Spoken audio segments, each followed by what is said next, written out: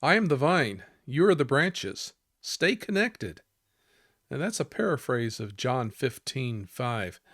The conversation in the upper room has ended, but the teaching, well, it has not. As Jesus led his disciples through the streets of Jerusalem and through the countryside headed towards the Garden of Gethsemane, he continued to talk with them about the importance of them remaining in him. Hi, I'm Gary, and you're watching 7 Minutes in the Word. In this last I am saying, Jesus identified himself as the true vine. He had already said, I am the bread of life, I am the light of the world, I am the good shepherd. Now, as he continues telling them about the importance of them being one with him, he says, I am the vine, and my Father is the vine dresser. This one verse establishes the theme for John, the 5th chapter, verses 1 through 11. In the Old Testament, Israel was seen as the vine that was under the care of God. In Psalms 80, verses 8 and 9, we read this: You brought a vine out of Egypt and drove out the nations and planted it.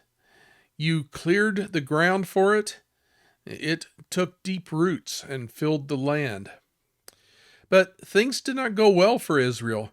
The people turned away from God. They did not remain in him. They did not bear good fruit.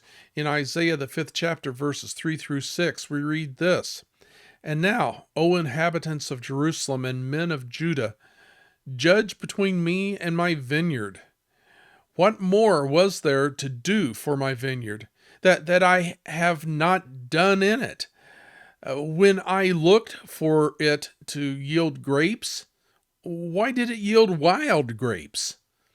And now I will tell you what I will do with my vineyard. I will remove its hedge, and it shall be devoured.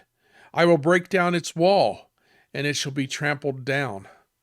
I will make it a waste.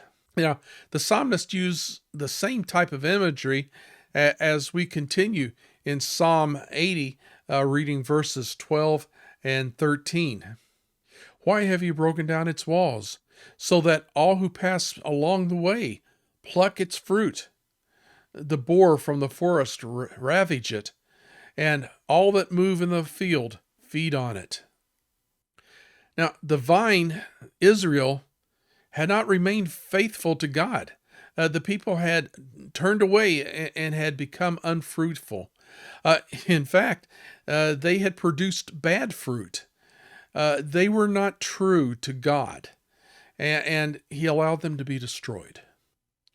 Then in verses 14, 15, and 17, the psalmist says this: Look down from heaven and see. Have regard for this vine, the stock that your right hand planted, and for the son whom you made strong for yourself. But let your hand be on the man of your right hand, the Son of Man, whom you have made strong for yourself. Now, this is a messianic prophecy about Jesus. Jesus is the stock that was planted by God's right hand. Jesus is the true vine, and the Father is the vine dresser. In John 15, verses 2 and 3, Jesus said that the Father removes branches that do not produce fruit, and he nourishes those that do produce fruit. Then in verses 4 and 5, Jesus said, Abide in me, and I in you. As the branch cannot bear fruit of itself unless it abides in the vine, so neither can you unless you abide in me. I am the vine, you are the branches. He who abides in me and I in him, he bears much fruit. For apart from me, you can do nothing. The message is this: as the branches draw life from the vine, disciples draw their life from being in and abiding in Jesus.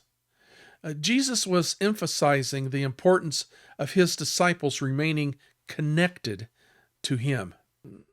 Picking up in verse 6. If anyone does not abide in me, he is thrown away as a branch and dries up, and they gather them and cast them into the fire, and they are burned. If you abide in me, my words abide in you. Ask whatever you wish, and it will be done for you. My Father is glorified by this, that you bear much fruit, and so prove to be my disciples. Just as the Father has loved me, I have loved you. Abide in my love. If you keep my commandments, you will abide in my love, just as I have kept my Father's commandments and abide in his love. In verse 10, Jesus returns to a teaching from earlier in the evening. If you keep my commandments, you will abide in my love, just as I have kept my Father's commandments and abide in his love. Obedience to his commands is key to remaining connected to Jesus. Jesus calls us to abide in him by obeying his commands, in the same way that he abides in the Father, by obeying the Father's commands. Jesus concludes this teaching by saying, "These things I have spoken to you, so that my love may be in you, and that your joy may be made full."